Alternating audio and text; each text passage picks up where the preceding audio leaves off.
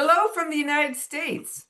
The Huntington's Disease Society of America is honored to be part of the HDSI International Conference. Thank you for having us. My name is Phyllis Foxworth, and I serve as the Senior Manager of Advocacy for the Huntington's Disease Society of America. I have with me today Wayne Galasik and Joyce Serino.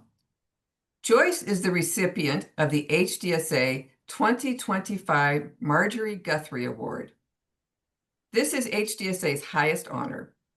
Joyce's tireless advocacy, unwavering leadership, and heartfelt commitment have made a profound impact at both the chapter and national level. Her dedication continues to inspire the Huntington's disease community and carry forward the legacy of Marjorie Guthrie herself. Wayne is the 2025 recipient of the Woody Guthrie Award, which is given to an individual for their advocacy and social activism. He tirelessly gives a voice to those affected by this genetic disorder of Huntington's disease. So, both Joyce and Wayne have joined me today to discuss how they incorporate advocacy in their daily lives to improve the lives of people living with Huntington's disease and their families. So again, welcome Wayne and Joyce. Let's get started in our conversation. Wonderful. Great. To start off, Wayne and Joyce, can you share with the audience what inspired you to get involved in advocacy? What was your entry point? Joyce, you want to start? I don't remember a time when I wasn't an advocate for HD. My family has been devastated by this disease. I lost my dad, two sisters, my brother, both of my uncles, a cousin, numerous friends and family members. And this is the thing I can do. I can make a difference. I can make our voices heard. I can talk to my elected officials, or I even could just tell somebody in the parking lot at CVS about Huntington's disease. So it's what I can do. I had my springboard kind of in a big arena though. I was called at one point in the 90s by a gentleman who wanted some help with a genetic discrimination bill in Minnesota. I joined forces with them and we were successful in getting that passed. So my first real foray into the actual legislative world was with something big, and it was successful, and then I was hooked. I was in for life. Right. So it shows that the need and the value of partnering with others, doesn't it, Joyce? Oh, most certainly. That has been a key to the success, especially when you're talking about a rare disease like Huntington's disease. If you can partner up with other rare diseases, your volume of your voice is so much stronger. So Wayne, what inspired you to get, excuse me, what inspired you to get involved in advocacy? I got involved with advocacy through my wife's family. My wife's family has HD, and I watched my father-in-law decline until he passed away, passing away on his own bathroom floor. He fell, he couldn't get up, he died in his own blood and vomit. And that kind of started the opening theme. We knew when we got married 49 years ago that it was in her family. So we knew that there was going to be a time when Judy's going to start showing symptoms of this. And she started showing about 16 years ago. But that for her father passing away and then starting to show the symptoms in my wife. And I'm angry at this thing because it's taken my wife away from me. This disease doesn't just destroy a life, it takes away people from you that you love very much. And I've got two daughters and five grandkids, all at risk in this miserable disease. So I got involved because I'm angry. I'm angry that this thing took away my family, took away my loved ones, and is taking away them at this regular basis. So I'm taking my energy, which is anger, and putting it into this. And I equate advocacy with caregiving. They're the same thing to me. You take care of someone, and as Joyce says, we can't get involved with the research. We're not involved with that. We can't do any of that stuff. But boy, we can certainly advocate for our loved ones on a local and a national basis. And as Joyce says, every time you introduce someone to HD, you are advocating for us. And if you can join with other diseases that don't get any attention, that just, as you say, amplifies or leverages us. So advocacy is a form of caregiving, I think, that we all do. And we have to continue doing that forever. And some people look at caregiving and advocacy as a challenge or a burden. I consider it a privilege to be part of this team. It's more than just taking care of my wife and my children. It's a privilege to be able to do this, in my opinion. You know, you both raised something very interesting about the need to create awareness. You know, Yeah. you create awareness with your neighborhoods, with your family members, with your families and friends. What about creating awareness with your legislators? How do you go about doing that?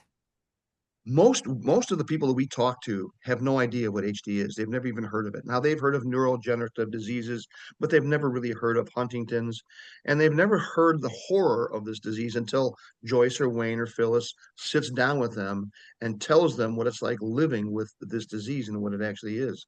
So awareness, whether we do it through education seminars, whether we do it through fundraising events, whether we go on TV and do it in the media, or we just talk to your neighbors.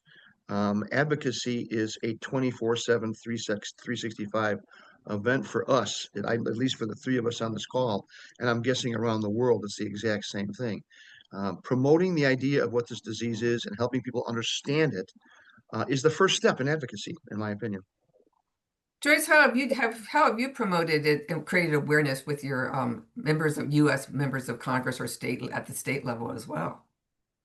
I actually hope that by now, when they get a letter that says Joyce Serino, they go, "Oh, that's that girl with Huntington's Disease Society of America."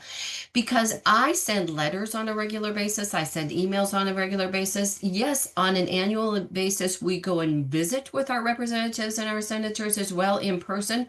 But you don't have to be able to do that. You can send those emails, you can send those letters, you can make those phone calls. And every time they see your name, I want them to go, "Oh, that's who that girl is." I want them to be aware of what my disease is, what my ask is, what my cause is. And it's as simple as that, making some phone calls. And yes, the meetings are awesome and they're very, very, very impactful and very powerful. But it's as simple as making a phone call or sending an email.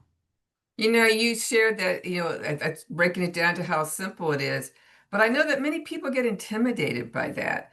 So what would many people worry that they don't know enough to be an advocate. So what would you say to someone who thinks that they're not qualified to be an advocate? That's my favorite question. And I'm so glad you asked it, Phyllis, because if you know Huntington's disease, you are qualified to be an advocate.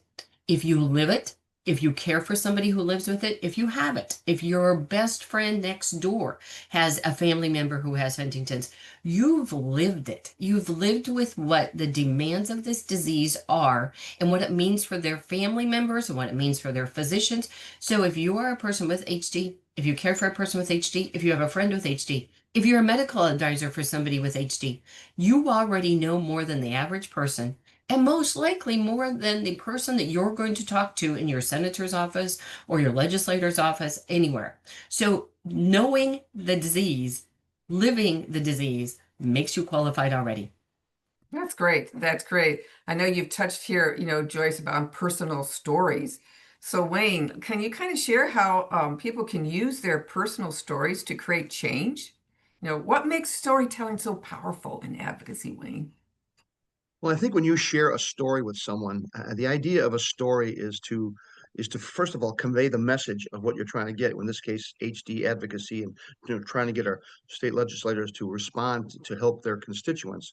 But I think really when you tell your story, my goal, and I share this with all my team, is I want to make those people we're telling the story with, I want them to feel so uncomfortable and so miserable that when they hear my stories or they hear the stories from this woman who lost her husband or from a young man who lost his father, whoever it might be, I want them to be in tears so that when they leave my meeting, they remember who we are and that these young people, these interns, wherever they might be, are so motivated that they're going to run over to their representative or congressman and say, we have to support this bill. So our stories, like Joyce just said, our stories are so powerful. If you live with it, you're already an expert in this field. You don't have to be a genius. It doesn't matter how you look, what your color is, your shape. It does nothing to do with that. It has to do with your passion. And can you make those people squirm and wiggle when you talk to them about HD? Because that's when things get done. When people are motivated through some kind of a fear, maybe, or maybe just want to help somebody, or just the sheer terror of this disease. I think that's what we do when we do advocacy, is to get them to understand what we're living with every day. And I think that is what advocacy really can do. And everybody has that skill, by the way. It's not just Wayne and Joyce and Phyllis. Every person who lives with this disease has the same power of persuasion, whether they believe it or not. Joyce, how have you used your story with U.S. members of Congress or your state general assemblies? Well, I like to do meetings not with just me, but with people who have various stories. Because my story, while it's very similar to everybody else who lives with Huntington's disease, is not always as impactful to that person that we're talking to as somebody else's. So I use my story about how I have lived at risk, gene status unknown, watched my siblings lose their abilities to function in this life, siblings who were amazing, intelligent, successful people and watch them lose their ability to do anything, even care for themselves or go to the bathroom. So I like to share how it affected me, but I like to share other people's stories too, because not always is it me that makes that difference for that person. Beyond that, there's so much that I've learned from working with people like Wayne and Phyllis and people across the country. And oftentimes you'll see someone pick up on one thing that you said. And because I know so many other people who have lived through so many other issues, I can expand upon what I've learned from other people as well. Not a necessity. Tell your own story. It's impactful enough. Like Wayne said, many times you'll leave that room and they're crying. I feel like I'm a success if I made them cry, by the way. Yep. But so most of the time your own story is plenty impactful, but draw on other people's issues and frustrations as well. You know, you picked up on something that I think is really important, Joyce, and that is the unexpected surprises that might happen. When we have preconceived ideas about how the meeting might go, sometimes they're great. Sometimes, we're surprised that they didn't turn out as well. But I'm going to focus right now on an example of something that turned out better than expected. We had a meeting with a U.S. representative, and this is a representative that we know was not necessarily in favor of the issue that we were discussing. And we were meeting with her legislative health aide, and he thanked us at the end for bringing up some suggestions that we had on how to improve things. He took that a note and said, I'm going to take that back because I know this is of concern. And I will share that going into the meeting, I thought, well, I don't really have high expectations for this meeting, but isn't it great when you are able to go in and just share your story and be pleasantly surprised? Have either of you ever had any examples like that? Oh yeah. Oh yeah. I think that what you learn, and it's just yesterday I learned 6 words that I'm going to be using from now on. We learned, and Phyllis was there. We learned from our senator that 6 powerful words, and the 6 words are, "Let me tell you a story." And you can start any conversation with "Let me tell you a story." And when that story gets finished, and now one of the problems we have for Joyce and Wayne and Phyllis is that we tend to be the leaders at these meetings. So we want to make sure everybody else gets to tell their story. And we may be at the very end and maybe our stories kind of get shortened out, which is okay. I have no problem with that because we can fit our story into anything. But I think the idea is that we let others, as Joyce said, tell their stories. And what you're doing is you're layering this thing on top of each other. And each layer is a story, it's a motivation, and like art only affects you if it changes what you're thinking, how you think and how you act. And our goal is to change these people into acting on our behalf. And it's not that complicated when you tell stories about what my life is like every day as a caregiver for my wife, what we have to do every day to get her going and to make her safe, and how terrifying it is to be waiting by this phone every day as to what's going to happen with my wife, whether she falls or not. So the powerful stories we tell are really, in my opinion, trying to get change in their attitude, but more importantly, to get them to move to action.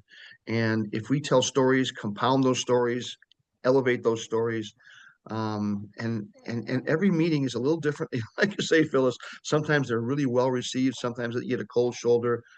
But once you leave a message there, I think that we've done our job. And it's the one thing that we can do, I believe, to help our families more than anything else, is to get our legislators, our policymakers, and our elected officials to action to help their constituents.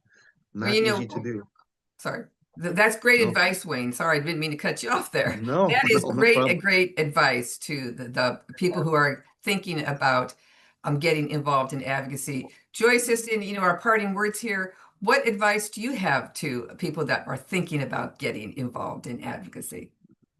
And so everyone's heard me say my successful day is a day that I taught somebody about Huntington's disease. So just like Wayne just said, maybe you're not making an impact on that person, but when you've left that office, even if you weren't successful about them signing on to one of the bills you're asking them to support, you've taught them about Huntington's disease. Check the day as a success. Anytime you teach one more person about Huntington's disease, it's another step in the right direction. I think that's Absolutely. great advice. That's great advice, Joyce. I really appreciate Wayne and Joyce, you participating in this discussion for the audience out there. Hopefully Our we have pleasure. been able to inspire you, and we look forward to further conversations with you all. Bye from the United Thank you. States. Bye from Thank you. Chicago. Thank you. Bye from South Carolina. Bye-bye.